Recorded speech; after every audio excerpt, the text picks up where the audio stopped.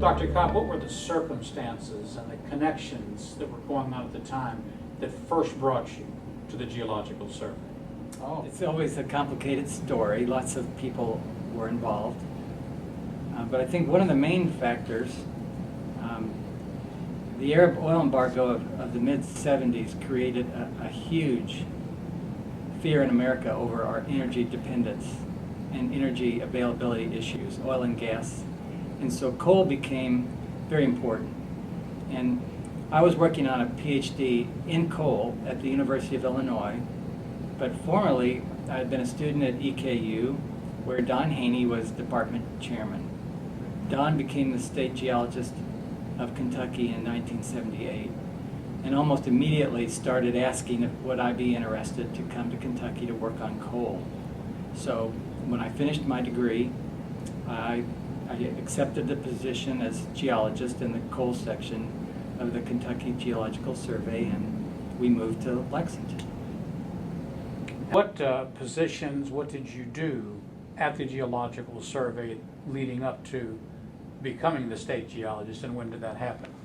Well, I almost immediately went to work on coal and coal resources because Governor Wendell Ford and then Senator Wendell Ford had instigated the creation of an energy center at UK.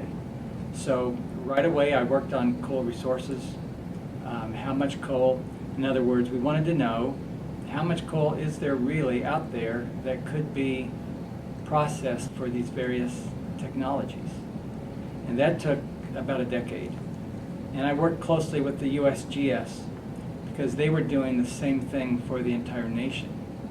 And eventually, because of all the good mapping in Kentucky, became the pilot for a national coal availability study that I worked on, and it spread to all the coal states, and Kentucky, fortunately, was the first state to do it.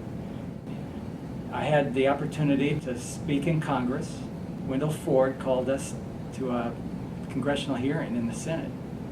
And I'll never forget, he was pretty hard on the federal government agencies because of their lack of in-depth knowledge. So he would first turn to them and kind of grumble a bit. Then he would turn to me and go, "Well, Jim, now tell us, how are things in Kentucky?" So that was quite an experience. Well, I became the assistant state geologist in 1990 under Don Haney. And my title was Assistant State Geologist for Research. So I helped kind of engineer new projects, get people going, find new opportunities, get grants, and worked very closely with Don. In fact, every day for over a decade, we went jogging. And we ran 4 miles a day for 15 years, and we would discuss all the things that needed to be done at the survey while jogging at about 4 miles per hour.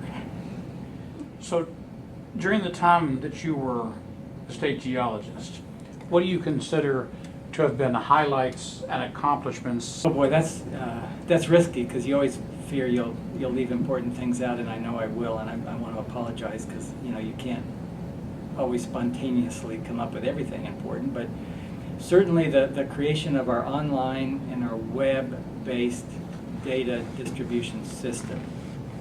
That's huge.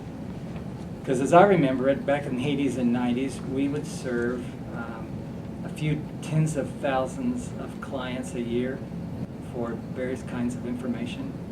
And once our data were properly organized and on the web, we could serve 1 million downloads of important information every year. So that was, I think, will be huge.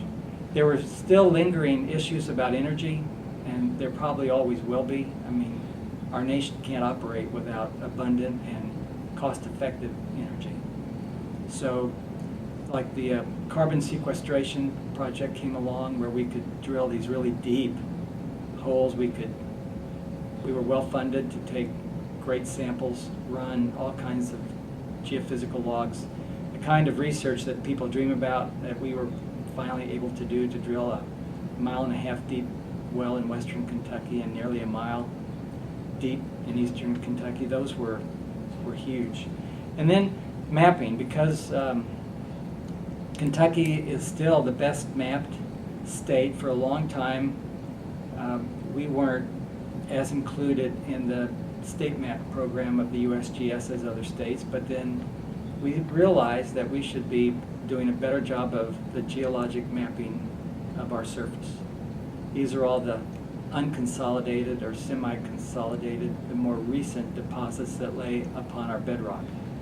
So we created a new section just to focus on that, and we created a geologic hazards section to focus on earthquake hazards, seismic hazards. And that's been great because we have really expanded the seismic network.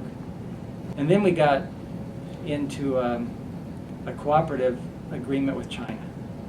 And of course that was due to Dr. Zhenming Wang, and his contacts in China have been wonderful.